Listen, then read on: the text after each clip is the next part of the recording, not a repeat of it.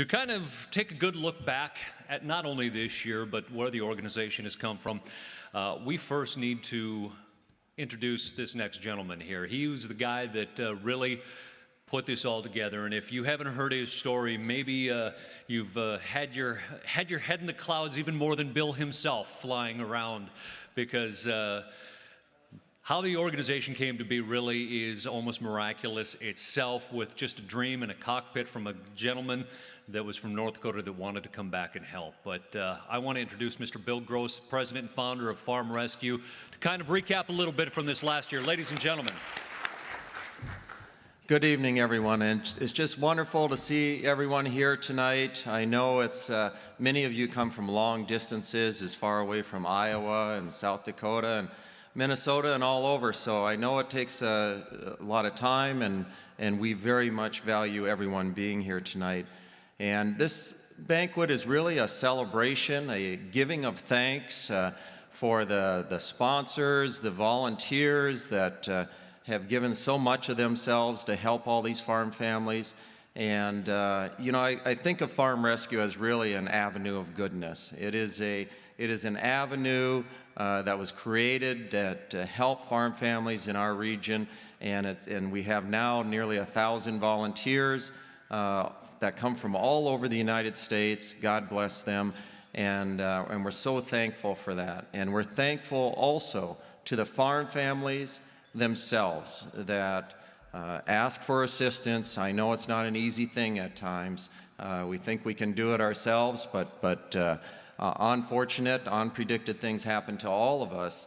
And so for the farm families to open their lives to the Farm Rescue family, to the volunteers to come and help, you know, that takes a little bit of swallowing of pride sometimes, but we thank you for letting us help you and letting us into your lives and you know, just helping get back on your feet so you can continue on. There's something unique this year that we have had 45 farm families apply for assistance this year, and we helped 45 farm families. So it's the first year ever that we've helped every farm family that applied, and that's just a wonderful thing. We couldn't do that without the sponsors and the board of directors of Farm Rescue and a wonderful staff that we have also.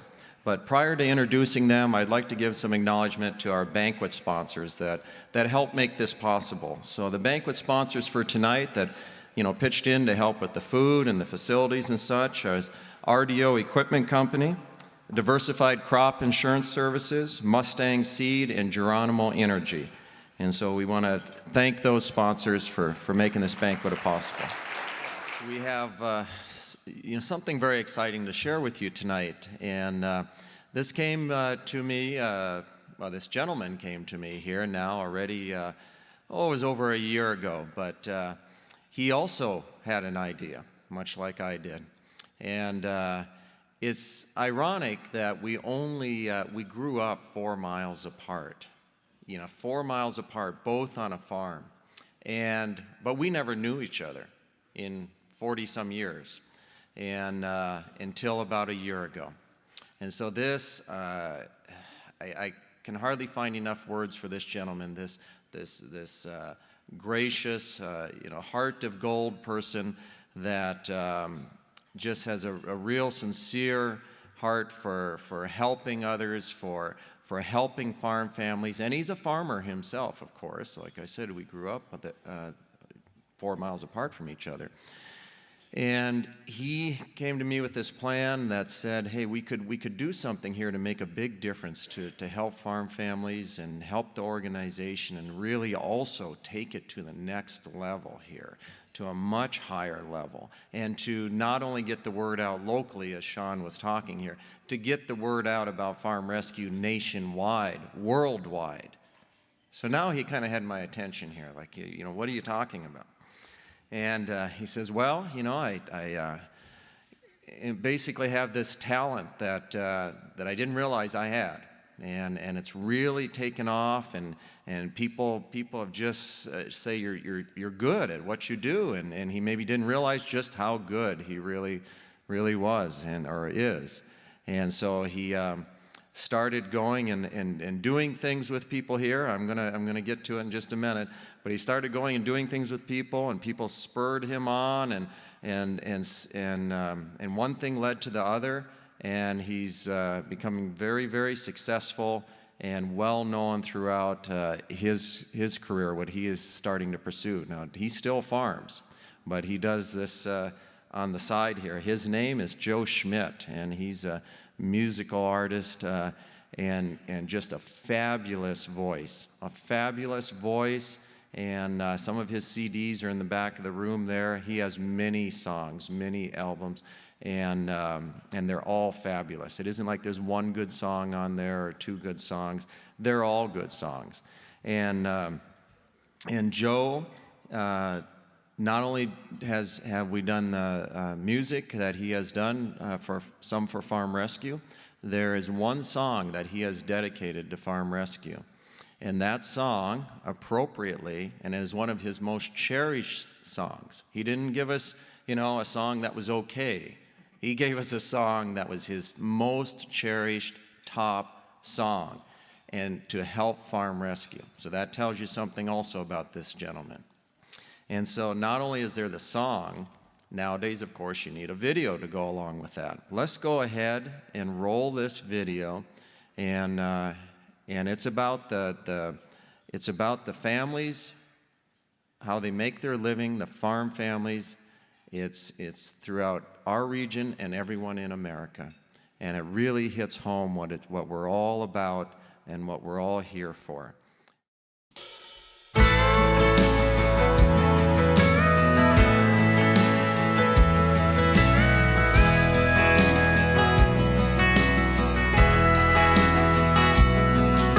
The sun is coming up. I climb in my old truck. I'm headed to the farm. There's a whole lot of ground that I need to plow, so I'd better get a start. There's lots of people depending on me, and watching it grow, it makes my heart sing. Through the windshield of my tractor, my mind drifts away, and I can hear the music in me as the band begins to play. And everybody's watching as I start to sing. And dirt and rock and dust is all they ever see, 'cause they don't know this is my field of dreams. Now the sun's going down and all the fields are plowed, and I'm pretty tired. I'm on my way home, supper's waiting on the stove. Well, I'm the luckiest man alive.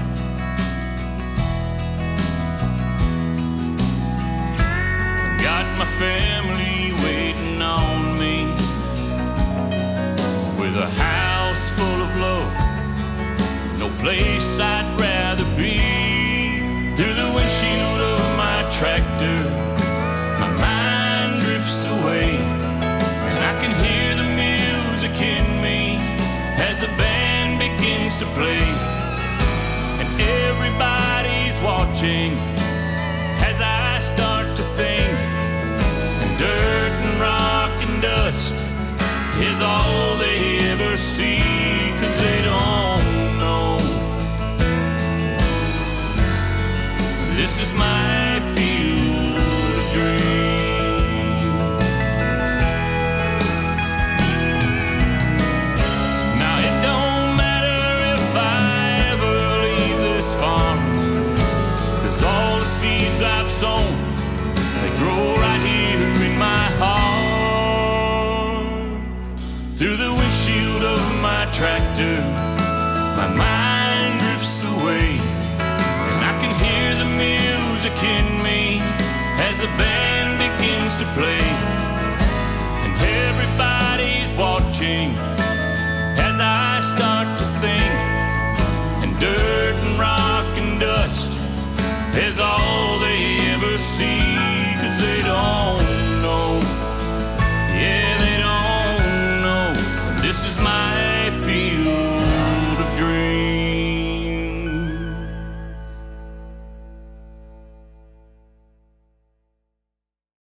And what I need to mention before Joe speaks, he's saying, how is this such a help to Farm Rescue? His generosity is donating 100% of the proceeds to Farm Rescue. So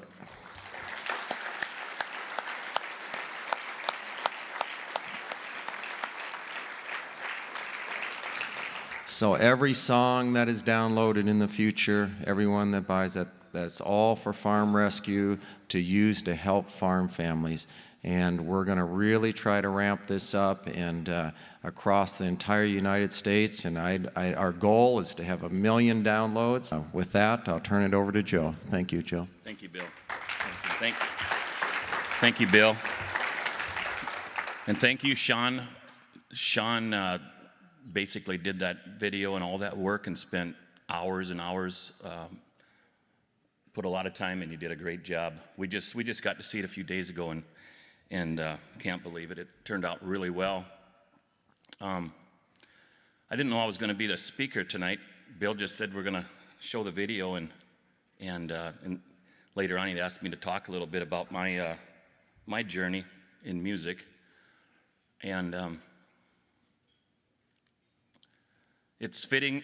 Next week is Thanksgiving, and it is so fitting to give the song at this time.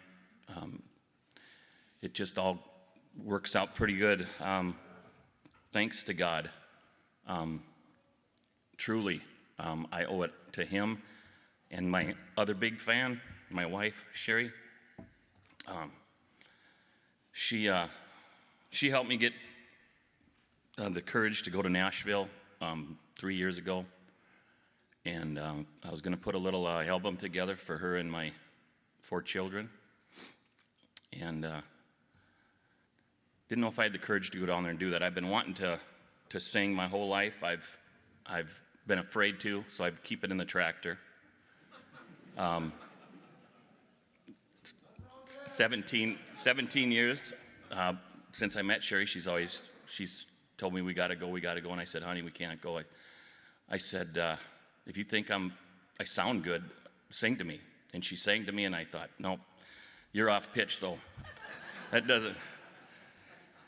But anyways, as time goes on, and years and years and years later, I just sat in the tractor, and I thought, maybe someday I'll earn my way to heaven, and maybe I'm supposed to be up there to sing in God's angel choir.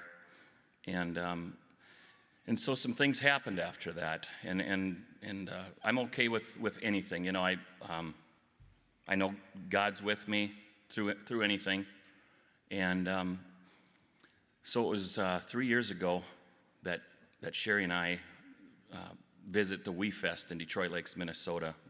We can get away from the kids a little bit and get over there and have some fun and listen to some music. And it was there that I was stricken with strep throat. And I stayed back at the hotel, and it's a 3-day event, and the Saturday closing band is the group Alabama, and which is my wife's ultimate favorite all-time band. And so I'm at the hotel in the Holiday Inn, and she's encouraged me to try to come over, you know, and I got enough strength to go downstairs looking for my ride, my shuttle guy, Danny. Danny's sitting here with us. He come in from Detroit Lakes, and I couldn't get a hold of Danny. I'm walking around trying to find Danny to get over there because there's not a soul at the Holiday Inn. Everybody's at the concert. And around the corner comes Jeff Cook. And Jeff Cook is the founding member, one of them, of Alabama, if you guys don't know that. And he says, what you doing? And I said, I'm waiting for my shuttle. And I said, I wasn't feeling good. And I said, everybody's over at the concert and waiting for you guys. And he said, is his name Danny? And I said, yeah. And he said, well, he's in the bus. He's going over there with us. I thought, okay, that's why he's not answering the phone. Jeff looked at me and he said, get out in the bus and go with us. And I did. And that's where I met Jeff's wife, Lisa. And I continued to try to talk to her without coughing on her or anything. I said, I'm a strep throat. And I kept talking about my wife, Sherry. She should be in my place right now, taking this all in.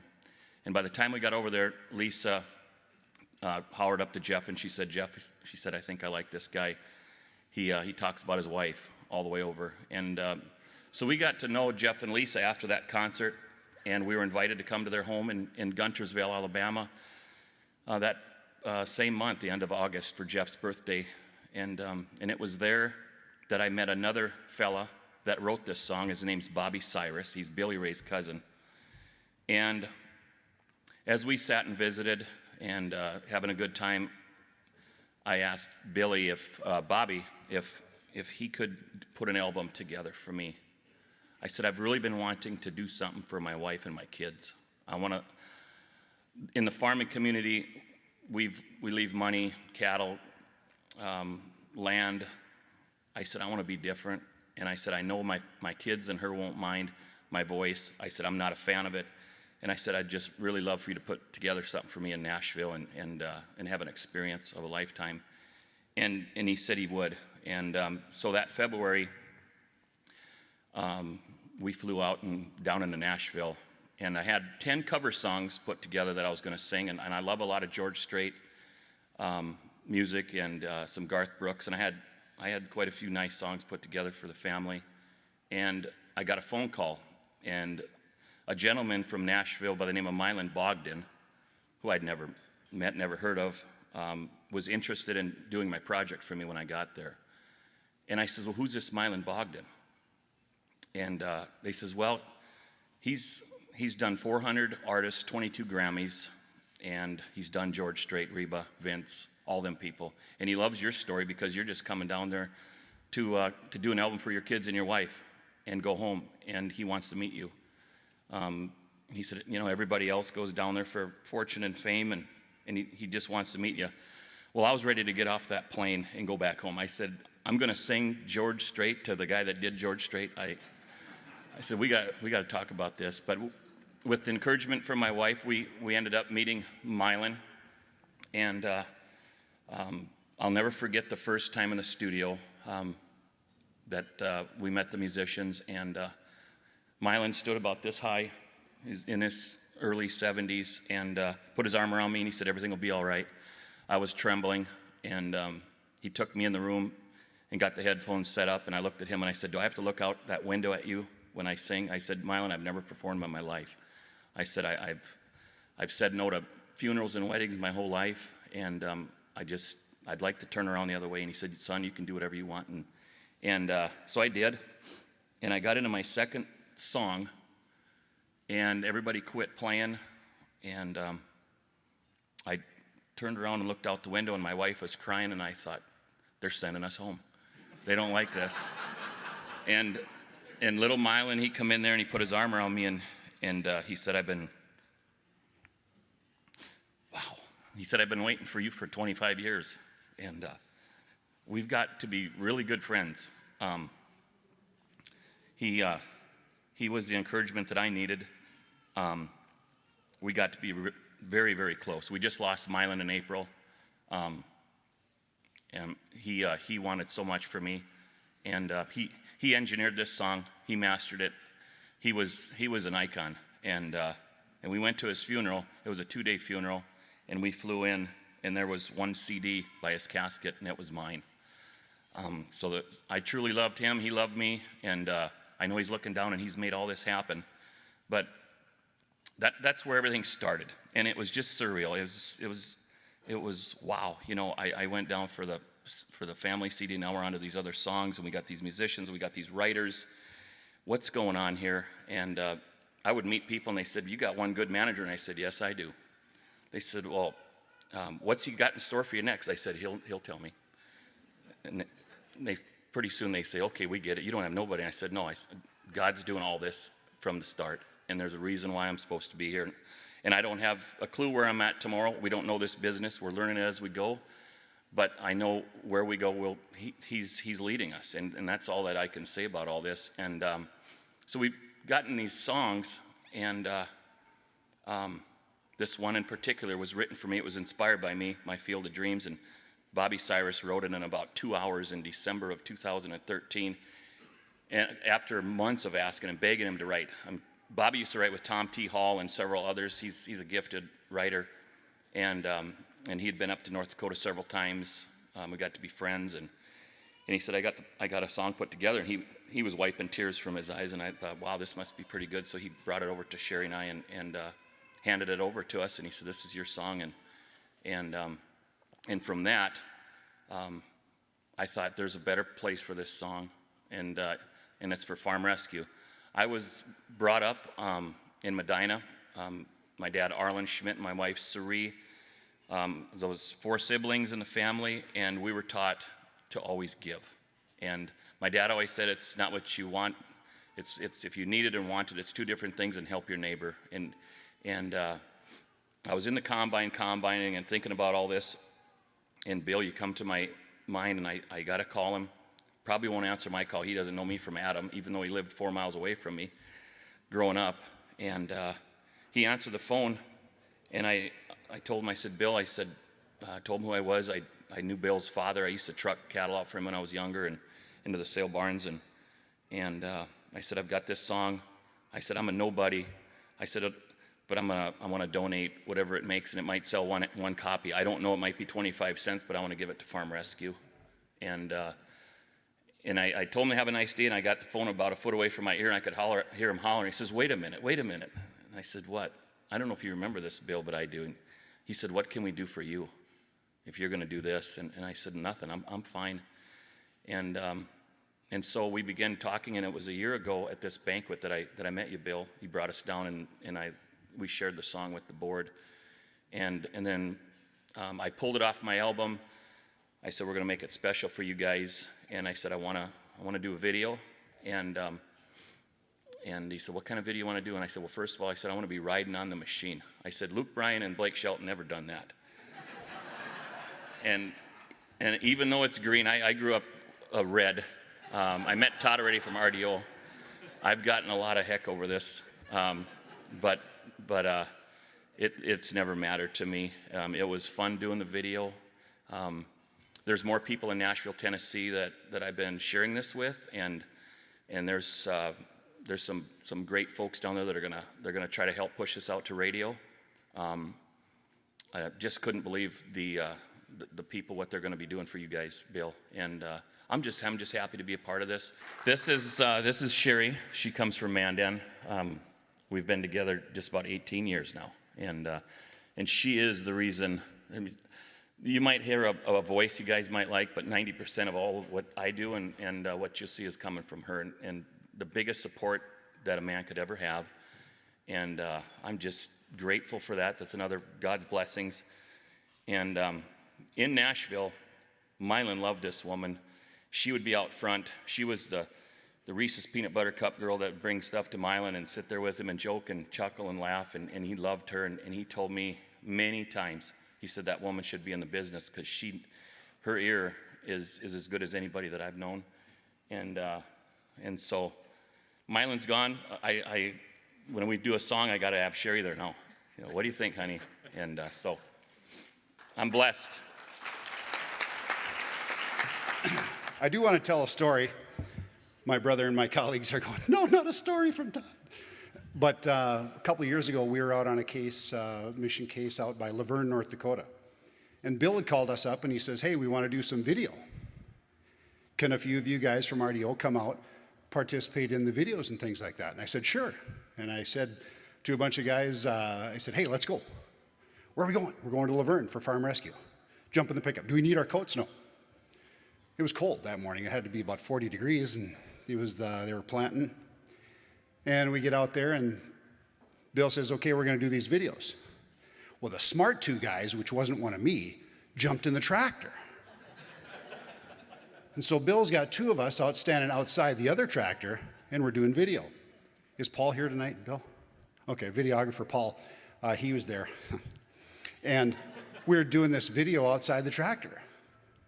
take 1, take 2, take 15. And we're sitting there and it's cold outside, and so we jump back in the pickup for a while, and all morning throughout the afternoon we were doing videos and we were having a good time, but it was cold.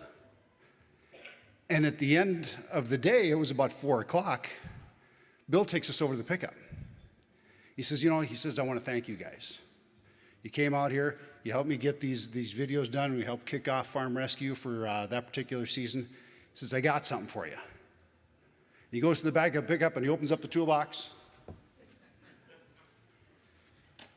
Jackets. Yeah. Would have been nice at 8 o'clock that morning. So, and with that in mind, you heard David mention a couple of times partnerships and how important partnerships are. A few of us you've got the beautiful Farm Rescue on the back, you've got Farm Rescue on the front, and there was an open spot. And a few of us had taken and put RDO Equipment Company on there. And it really means a lot to us to be able to partner with an organization like Farm Rescue. We added the logos to demonstrate our teamwork with Farm Rescue, our partnership with them, and the support that we have for such an amazing organization. It's an honor to wear the jackets, to be stopped in the street by somebody and they say, hey, do you work for Farm Rescue? I simply say, no, I don't work for Farm Rescue, but I've had the unique opportunity to volunteer with the organization. My brother Tim, my son Tanner, and a number of other people, including our cousin Mike, who's since passed away, had an opportunity to help a family up in Ulen, Minnesota. If you have an opportunity to volunteer for Farm Rescue, take it. It's amazing. It truly is. An even more exciting conversation comes from somebody that, they see it on the jacket, they see it on a hat, they see it on a combine, a tractor, whatever it is, and they say, what's Farm Rescue? Golly, I just get excited, Come on, let's pull up a chair. Let me tell you about Farm Rescue. It's not about RDO Equipment Company. It's not about the machinery. It's not about everything. It's about Farm Rescue and what it means to be a part of such a great organization. To the Farm Rescue volunteers, to the staff, the sponsors, suppliers, donators, supporters, families, neighbors, church ladies, and especially to the farmers. On behalf of RDO Equipment Company, thank you for allowing us to be part of something great. Thank you for the opportunity to come into your fields, to your homes, in your lives, to be able to help heal, maintain, and strengthen that amazing institution that is the family farm. To be able to share the stories and experiences of Farm Rescue with our kids, our grandkids, and our friends is truly a gift. On behalf of RDO Equipment Company and all its employees, our leadership and our ownership, thank you very much.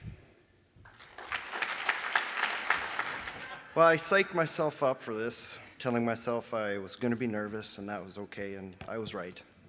I wrote it all down, so I'm just going to do you guys the pleasure of reading it instead of trying to wing it. As you can probably tell, I'm a little nervous. But my name's Carl Tibelius. I'm a fourth-generation farmer with number 5. My son, Cale, if he wants to be a farmer, is sitting in the back with my beautiful wife and my beautiful family. I feel very blessed to have been raised on the farm, but it took until about 4 years ago for me to be able to come back and strike out on my own. I'm very proud to be able to farm side by side with my dad, and still, after my injury, look forward to a bright future for our families. We farm near Bowden, North Dakota, which is about 75 miles northwest of Jamestown. I was honored to be asked to speak this evening and be able to represent my family here at this banquet for an organization that has deeply impacted our lives this past harvest. I wasn't told what to talk about this evening, so I hope it does justice how much the sponsors and the volunteers are appreciated by me and my family. This year was not normal, not even close, even before my accident. I was engaged in trying to plan a wedding with my beautiful fiancée, Samantha, and also trying to get her moved up to North Dakota from New Mexico. Planting went well, and the growing season went pretty well. We had good crops, and my father and I were very proud of. Samantha and I planned our wedding for the 26th of July earlier in the year, thinking that it would land perfectly before harvest, which unfortunately didn't work out exactly the way we planned, and we ended up rushing back a little bit early from our trip. We went down to New Mexico with a camper, Kale and Samantha and I, where we got married up in the mountains, and essentially got back just the weekend before my accident. I'm going to kind of wing this next part. Essentially, we got back, and I went directly back to work, getting the combine ready. I had about a day to finish up just a few little odds and ends, and then we were at the lake for my brother's birthday on Saturday. Sunday came back, and so we were all pretty tired, but we went into it. And on August 3rd, I pulled into the farm, or pulled into the first barley field of the year. And Dad and I were combining, and he had taken over combining, and I went to hauling grain. And that evening, we had everything filled up, and we had pulled it in to where we were going to store it, but it was about 11 o'clock at night, so we weren't going to unload that night. We were just going to kind of shut down and take it easy. We were all tired. And as I pulled out of the field with it was the first load I had hauled to the yard, something was wrong. I couldn't feel it. I was a commercial truck driver for a while, and I can usually tell if something's not right. Well, everything felt fine, but when I got into the yard, I got out and saw that the front two brake pads on my driving axles on my semi were bright red, and there was flames coming out. I jumped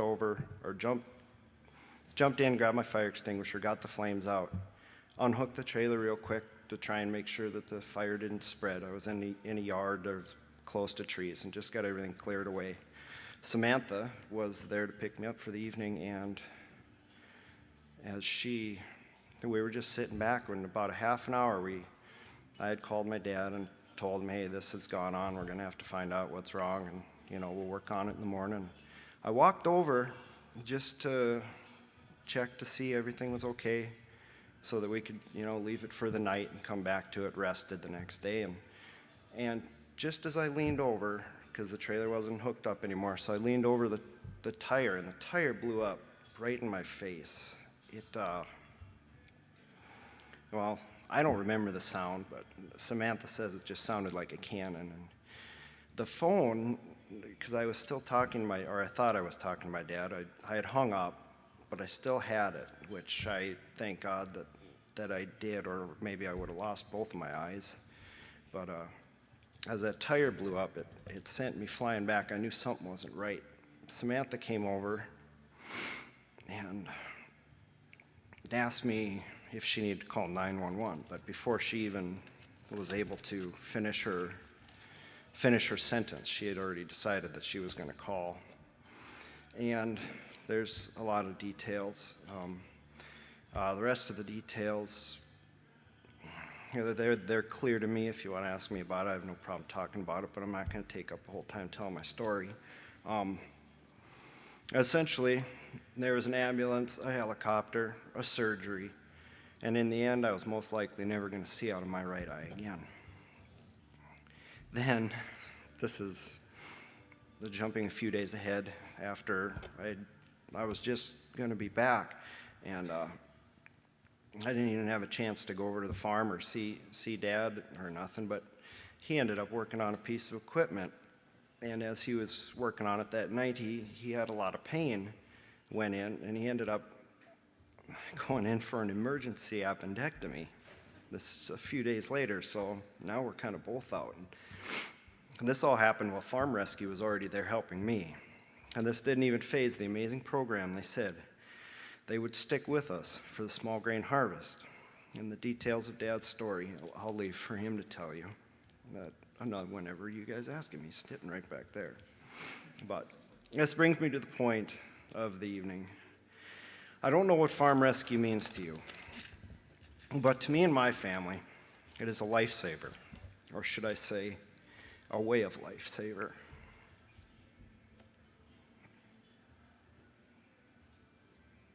I wasn't going to do this either.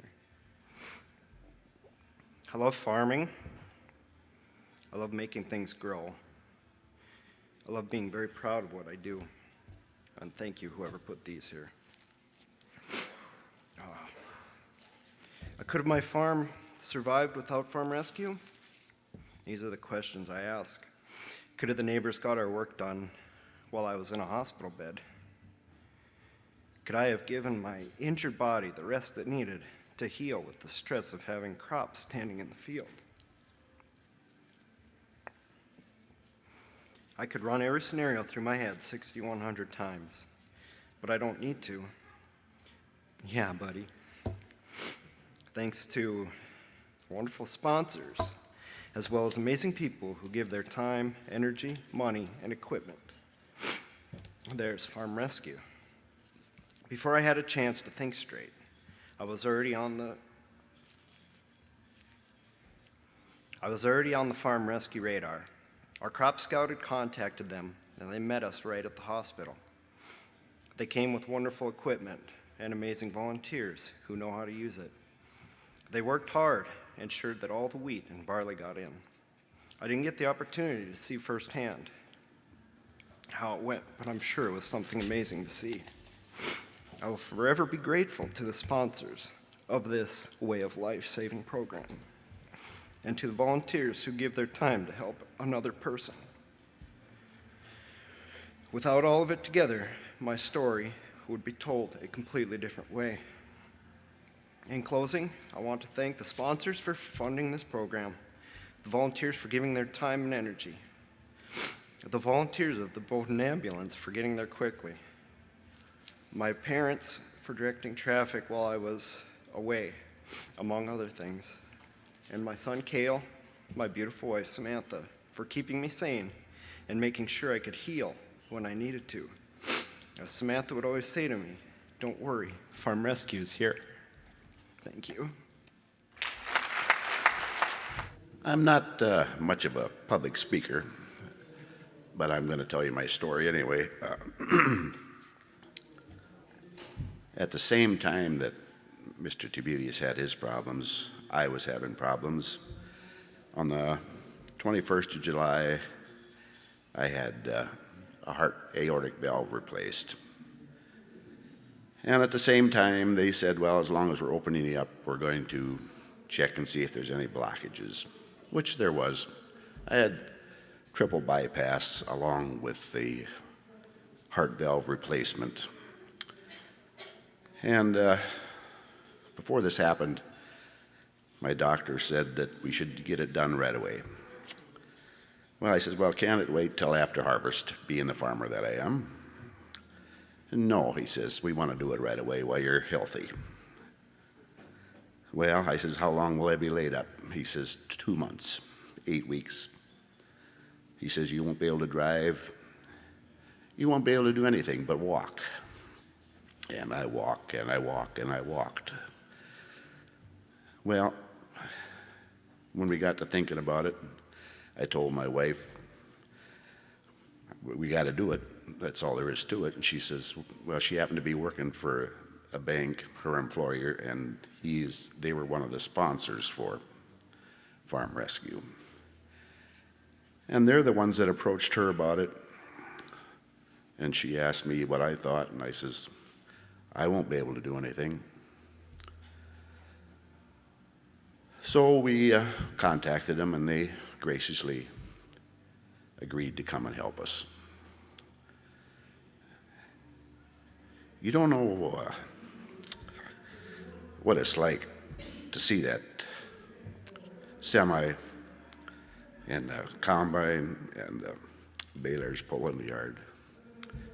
When you yourself can't do anything, it's just amazing.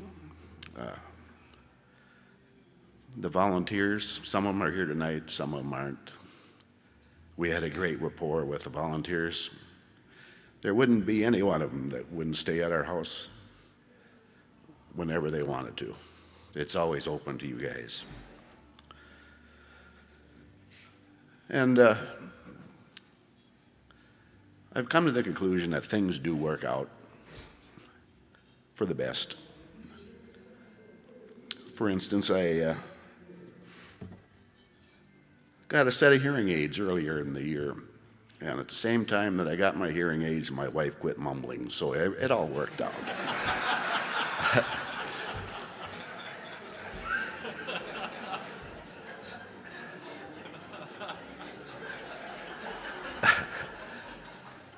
I figured you'd like that. And I want to thank all the sponsors from Farm Rescue. To see all that big green equipment come in the yard, it's just amazing. I could just stand out there and watch them. It's all I could do. The people in the community grasp a hold of them guys like they were long-lost friends, and I think they'd testify to that. I just want to thank you from the bottom of my heart. Thank you.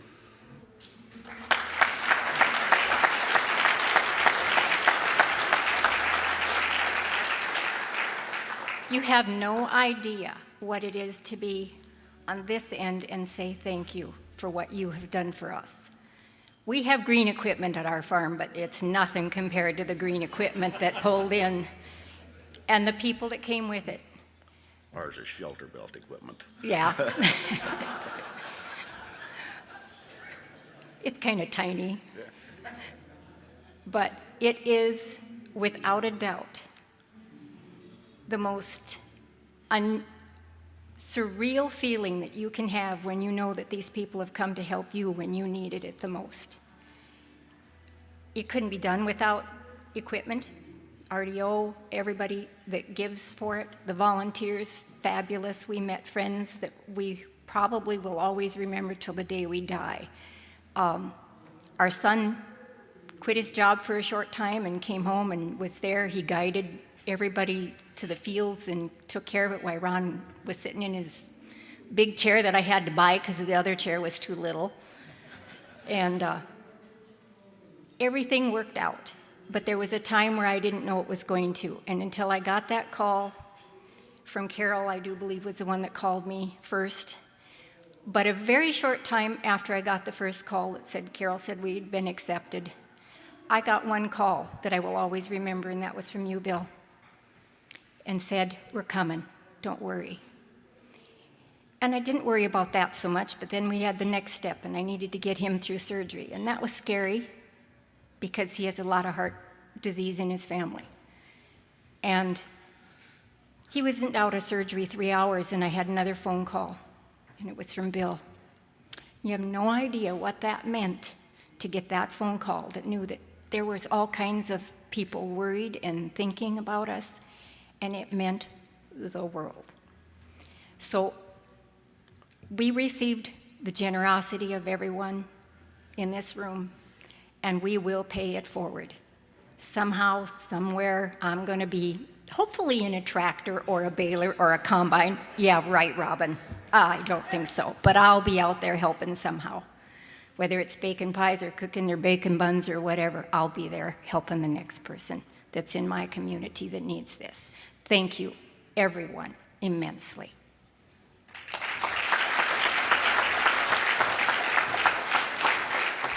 Well, thank you. I'm a little slow because this spring I had a nasty accident and broke my back. It left me really incapacitated. With all the work that needs doing on a farm, it's unrealistic to think that Farm Rescue can do all of it or everything. So having help from family, friends, and neighbors is really needed.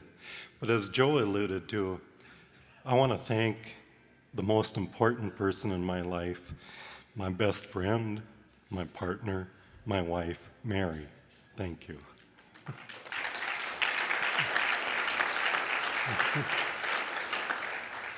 As I'm sure, like most of you, it's very hard to ask for help and probably even harder to accept it. When I was still in the hospital, Bill Gross himself called me from Alaska and told me that Farm Rescue was there just for the situation that I had, and they were there to help. This whole experience has really given me a perspective on what it takes for other people to accept help when you offer it to them.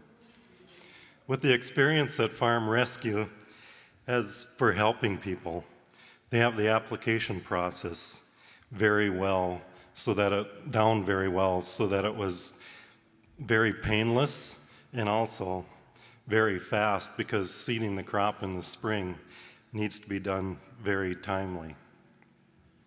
When the Farm Rescue rig pulled into our yard, it was not only a great thing to have their help to seed the crop, but even more important probably was what it did to my spirits.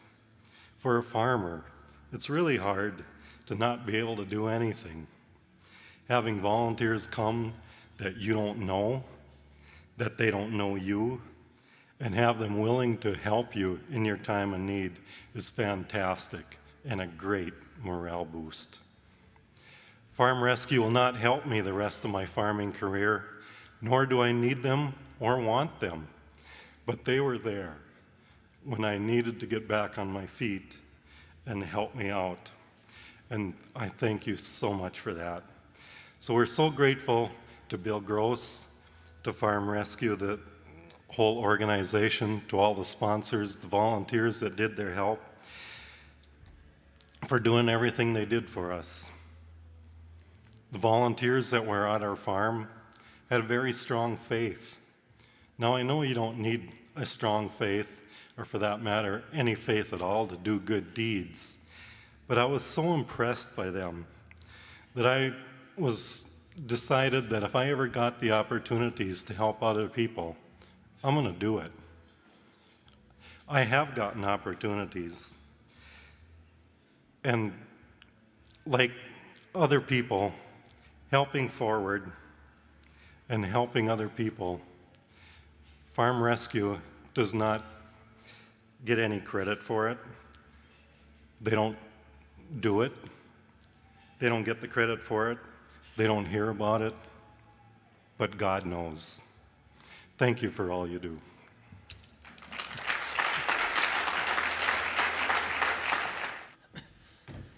Hello, everybody. I'm Emmett Valness from Eden, South Dakota, and I'll tell you a little bit about what happened to me and how we've appreciated Farm Rescue. I was in a car accident on June 6th, was broadsided. I was the passenger, and a guy ran a stop sign and hit me, and directly on pushed our car, or our truck and trailer, into the median, and we hit a bank, and the trailer broke the ball off the back of the pickup, and it come through the back and hit me. It broke my back in a couple of spots, cut my head up pretty bad, my legs, bruised up my internal organs. I was in the hospital for quite a while. They had air flighted me to Sioux Falls, and just pretty much took the wind out of my sails. I was a very active individual before this. I ran a construction company, owned it. We poured concrete, built houses. I run about 250 stock cows. We raised registered red Angus bulls. I professional rodeoed. We trained horses. And we do all this just me and my wife. And had a few employees for this construction company, but I would go about literally 18, 19 hours a day, 7 days a week, all the time. But Ecclesiastes chapter 9, verse 11 says that time and unforeseen occurrence befalls us all. And that's what happened to me that day on June 6th.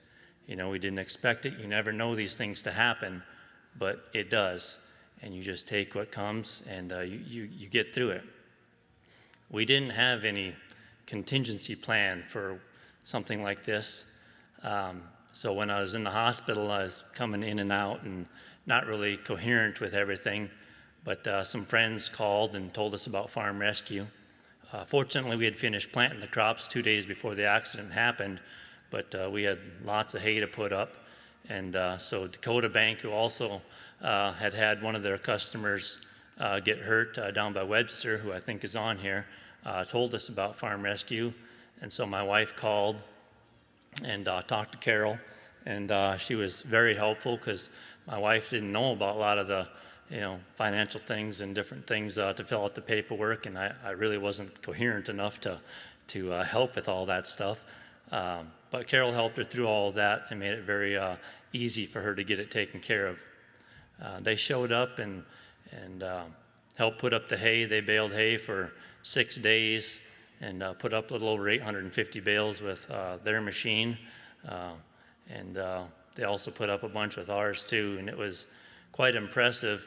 As I was active and not able to do anything, I just laid in bed and had to have somebody pick me up, take me out of bed every time I wanted to move. I couldn't walk or anything. Keith Barkema was one of the volunteers who came and helped us out, and he truly has not just a volunteer to me, but he's family.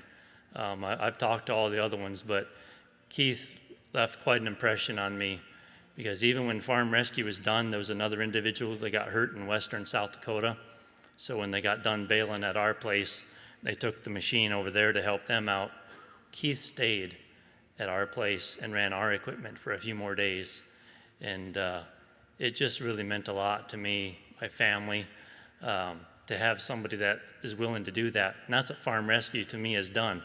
It's not just a program that goes and helps everybody out, but it brings volunteers in, people that are willing to put everything aside to help others in their time of need. And it's just something I'll never forget.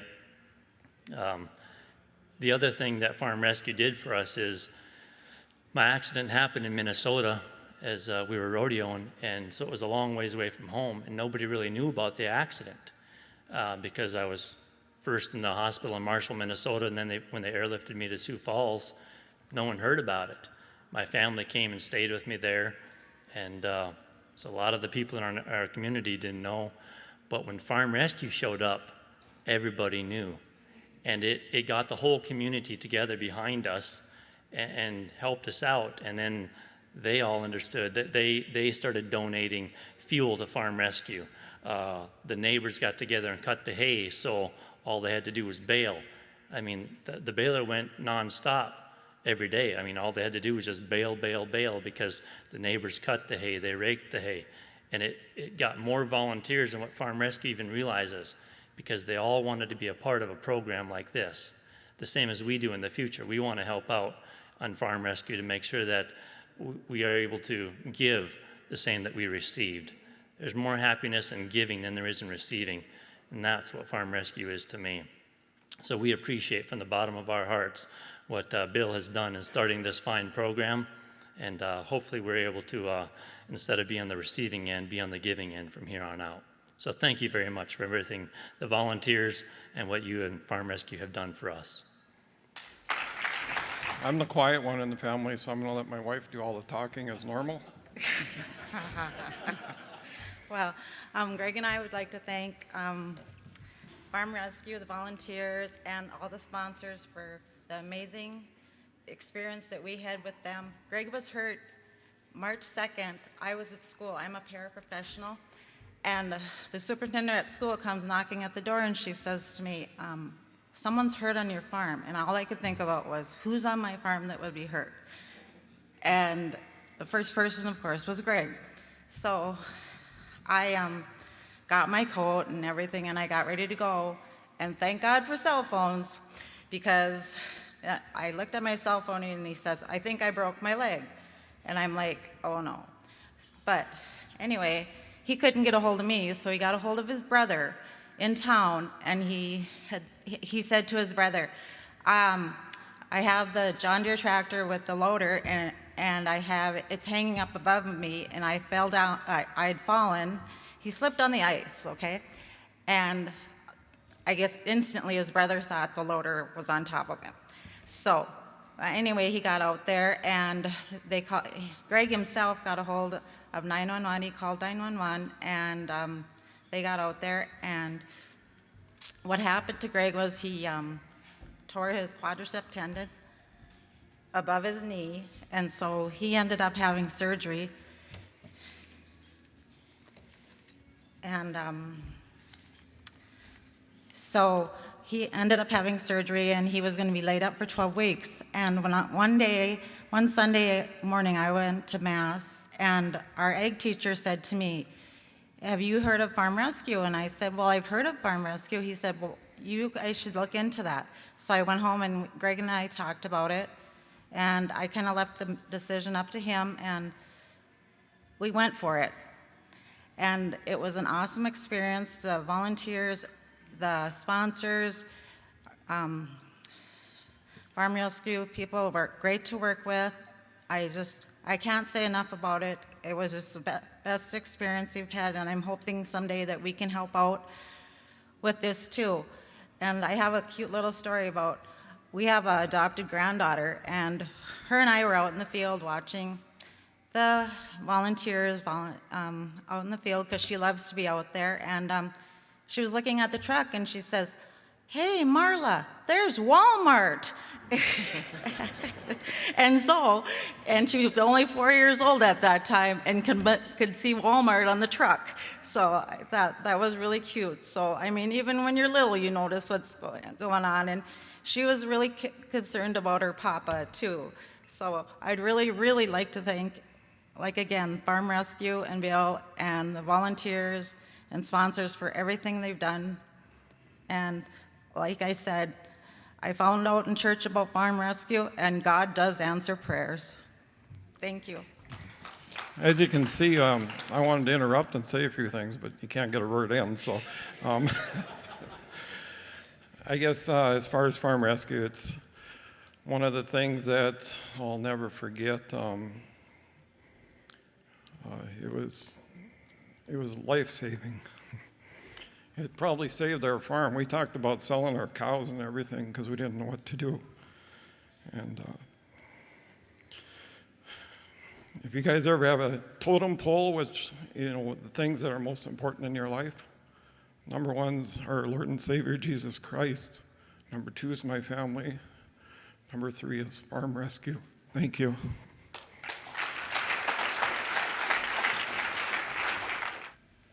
Hello, everyone. I'm Rod Giesler from Fay, South Dakota. It's on the western side, down below Lemon. And I would like to first say that I am here to thank everybody that was involved in making our life very much easier due to my accident. I spent a lot of time in the hospital in Rapid City and both Billings, Montana. So I want to start out by saying God heals with power in incredible ways, and in one respect, due to the accident that I had, they probably didn't figure I was supposed to be here. It is a good and great pleasure that I can stand before you, both volunteers and anybody that had anything to do with my situation, for Farm Rescue to do what they did to help our family.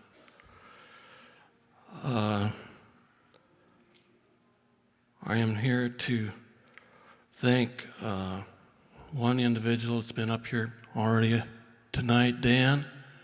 He was at our farm, our ranch, and he put up some hay, or all of our hay. I didn't even get to do none of it, but they came in, three of them, Dan and John and Frank, and put up all the hay.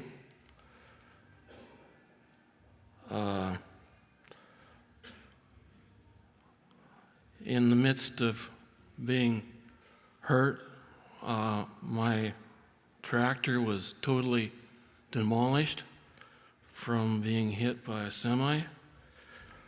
And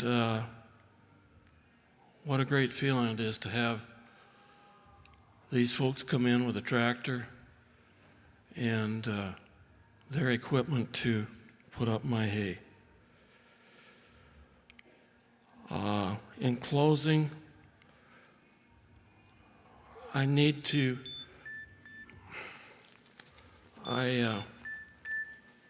want to make sure that each knows that these people that volunteer are very qualified. I was laying on my back, and it is a wonderful feeling to know that somebody can come in and take over and do something that I didn't have a chance to. Furthermore, my other half has been suffering from MS for 29 years. Correct me if I'm wrong, kid. You cannot imagine how I felt when I help her every day of the week, and I am the one that is being airlifted. I know she'd stand up if I asked her to, but that's not possible. And in closing, I would like to say the assistance acquired from Farm Rescue is an important part in helping me and my wife, my family, stay on the ranch. And we will never, ever be able to probably repay them like they deserve, but they are not going to be left out. They will be for hearing from us. And that's kind of my story that I'm able to talk about. There's more to it, but I don't wish to remember it. May God bless each and every one of you. Hi, like everybody else has said, we are not public speakers, and Troy and I finish a lot of each other's sentences, and we talk in circles, so I hope you guys can kind of follow along with everything that we say, because we are both extremely nervous. But we just wanted to start. I've been practicing this joke. I hope they figure it's a joke. Okay. So we are the typical farm family, Troy Farms, and I work in town at the bank. There was no laughter. Sorry. We have a unique situation. We are a first-generation farm. We do farm with Troy's dad, who has family land, but we purchased our farm ourselves when we were 23 years old. And even though we own our own land and we farm with Troy's dad, but our farm is the basis of our farm. And so standing up here tonight and listening to everybody's stories, and now we're realizing we are one of those families that we needed help. And I get the call. I'll let you tell what happened. Okay. I'm like that other couple. He won't get a word in. In all seriousness, I work at Dakota Bank in Clark, and I was at work and phone rang in my office, and it's my father-in-law, and I'm like, why is Terry calling me? He goes, Troy hurt his arm. He pinched it in a door. We're taking him by ambulance to Watertown. And I'm like, Troy pinched his arm? Really? An ambulance? What? And I'm like, well, okay, do you want me to meet you at the hospital, or, what's going on? He goes, oh, I think it's important you come along. All right, so I log off my computer, go out, tell the girls at the bank. I said, I guess I gotta go. Troy's going by ambulance. I don't know what happened. I'll see you guys tomorrow. So we get up to the ambulance bay. My father-in-law comes flying in, and I have no idea what's going on. All we know is Troy pinched his arm in the door. Troy gets out of the pickup, and he is blood from head to toe. For hunters out there who knows what a gutted deer, when you gut a deer and it sprays at you, Troy, that's the way Troy looked. But I'll let him tell you how he got to looking like that. So it started on a Thursday afternoon. I was hauling corn from last year to the ethanol plant. And I come home, and I had my RDO combine in the shop. And I was going to go out there and work on it and stuff. But it was kind of windy and rainy, and I stuck a new garage up this summer. So I thought, well, before bean harvest starts, I'm going to get the garage doors open to open up. So I go in there and start working on, and Oh, the spring above the header was hanging about a ½ inch too low. So I thought, well, that's easy. I'll just loosen a couple little bolts and we'll slide her up. Well, 8 weeks later, the door don't open yet. But so what happened is the springs come undone, and if you've ever seen a torsion spring come undone, they got some power, cut 6 tendons, nerve, and an artery, and ended up in the hospital. Well, sitting there in the ER waiting to get sewed up the first time, and the first thing that comes to your mind is who's doing chores tonight, and oh man, we got to start combining beans tomorrow. I'm telling the doctor, we got to hurry up, I got work to do. So they sew me up and they inform me that there'll be a doctor calling you from Sioux Falls to get everything else fixed back up. So in the meantime, I think an aunt of mine had gone on the internet and found Farm Rescue. I had heard about it on radio, the Farm Forum. Yeah, it's a great deal, but I'm never going to have that, you know, because I'm a farmer. You just don't get hurt. And so about Friday afternoon, my mom calls and says, well, I sent all the paperwork in. The bank will be calling to make sure that they can kind of verify that to your records and whatnot. And so they called about 3:30 or something. Everything was sent in Friday afternoon. So I'm on pain pills, and I was told by my other half here, you're not running nothing. So me and Connor, we snuck out the back door and started picking beans on Sunday. Well, so Monday comes along, and I got to go to Sioux Falls and get sewed back up, get everything hooked back up right. And so I called the neighbor guy, and he hadn't started yet. So he said, I'll come help you for a couple of days. So by Monday, Steve's already trying to call me on my cell phone. Well, I'm in surgery, so I don't answer it. And he gets hold of my dad, and he says, well, it's kind of late in the year. You know, things are kind of packed in, but I got a couple extra volunteers that we can slide in to help you with corn harvest or something. Okay, you know, that'll work. We'll make it work. We got to make it work. Well, so by Thursday, I'm coming home from therapy, and Steve calls and says, the bean combine, a truck, and 4 guys are going to be there after dinner. It's like, whoa, okay. So the bean harvest, it goes through, and it goes through excellent, and he finds a guy to even come help us with corn. So now for the fun part, to talk about the volunteers. And I'll start with Fred O'Connor, because he drove 14 hours to come up here tonight. He was only there for a day and a half because he had to go home, but he was the type of guy that I let him in the grain cart tractor, and I will not let my wife run it. And I wasn't even concerned about him. I just pointed him to the door, and away he went. Had this Emil, he was from down by Chicago, and in fact, I think I heard tonight that he helped out for like 45 days this fall. Kind of had a fun time with him on Saturday morning when Fred had to go home, and so that Emil said, well, I want to run the combine, but it's been 50 years since I ran a combine. All right, I said, let's go have some fun. I'll teach you how to run it. He was more happy that I taught him how to sit in that combine and operate it than I mean, he was just like a little kid in a sandbox having fun. You had Phil Jung. He was from Utah. He actually ran our combine for 3 days, and he pretty much told me the same thing. I got him in there and got him going, and he says, are you sure you're going to leave me alone? I said, why not? He said, well, it's been like 48 years since I ran a combine. I said, hey, you're doing good. Well, the second day, I see the combine stop, and he's out walking around it.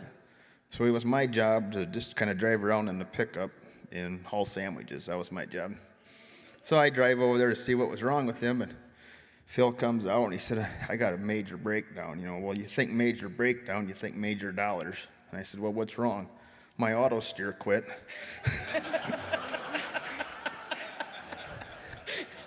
We had Andy. You guys seen him before? I mean, for a young kid to go out and hop in your new Dodge pickup and drive across the country to go help people you don't know, I mean, it was like I told him, I said, what made you do this? And you pretty much had seen it in his little slider earlier. I mean, it was just something he wanted to do. Who else was there? Brandon came from Illinois. Yeah. Those was 4. Okay, I got the first 4, and then the last night them guys were there, there was Ken from Kentucky. He showed up and had supper with us, and a guy from Waco, Texas. I don't remember his name, and at that point, you've met 6 guys that are going from Ohio, Utah, Waco, Texas, Kentucky, to Clark, South Dakota, to help some guy they don't have a clue who they are. And so I'm kind of thinking that's all done. The beans are done. We're starting in corn. Just one day out of the blue, Steve calls. He says, "Hey, are you still combining corn?" "Yeah."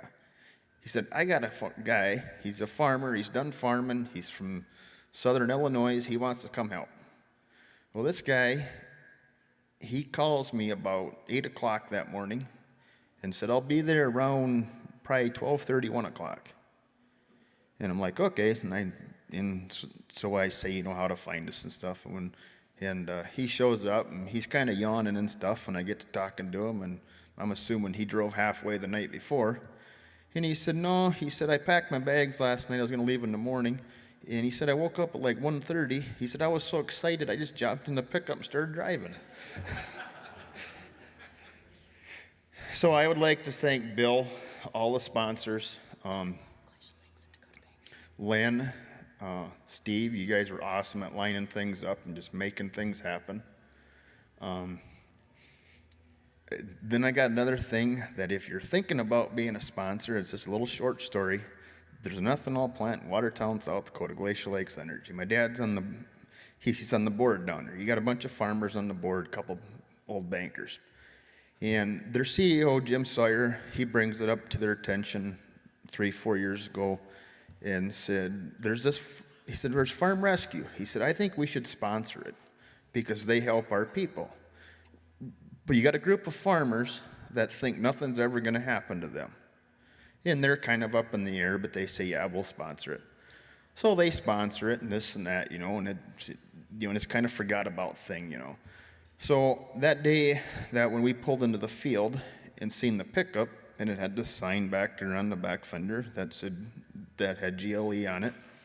And I'll take my dad. He's not really he's kind of just old and stubborn. And he walks over to that sign, and I've never seen him get choked up.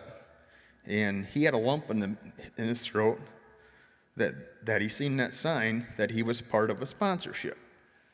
And then he realized that it kind of touched home. So yeah, and I felt the same way when I saw the Dakota Bank sign. I went back to work and I was so excited. I'm like, "You guys aren't gonna believe this." And it was really hard for me to grasp too, because I didn't want to be a charity case. We didn't want to be helped. There wasn't anything wrong with us. But after these guys came out, they're family. We've invited them. They are always welcome in our home. It's just a sense of pride. For Halloween, Connor wore his farm rescue hat, and he wanted to be a farm rescue volunteer for Halloween. So for your marketing department, that could be a little something for the kids. But Connor wanted to say a few words because he even brought some buddies out. He was even proud that he brought some friends out that got to ride in the combine with him. Well, riding with them was pretty awesome. I got to help the guys watch out for rocks and stuff. Then when I rode with Brandon, he always talked third person. And instead of saying like I or me, he'd always say Brandon. So. Talked about when you forgot the strip. Oh yeah, and when we were north of our house riding with Phil, and he's like, got everything over there? I'm like, nope, you still got a strip. So then he calls my dad up on the radio, says, "Don't worry about that, I'll get that strip." It was just really nice that every day when we see the news, all of the negatives that go on, that we got to show our kids that there are good people in this world and that they got to experience a life-changing for them as well as us. And from the bottom of our heart, we cannot thank you guys enough, and for the volunteers, the sponsors, and for inviting us to share this with you. Thank you, guys. Thanks very much. I can't thank you guys enough for coming out. I can't thank the volunteers enough. It takes so much time and dedication and selflessness. I want to thank all of the sponsors. It takes a tremendous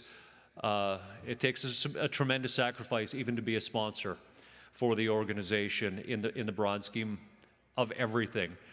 And then the final question then again is, I hope that we can help spread the word on farm rescue. We've grown it from an idea in a cockpit in an airplane in the middle of an ocean to what it's grown to today off of one man's idea and a lot of other people that have climbed on board to bring it to where it is today. It has been an amazing journey. I've got to watch most of it. I've got to participate in a bunch of it, and I know that it's only going to get bigger and better from here.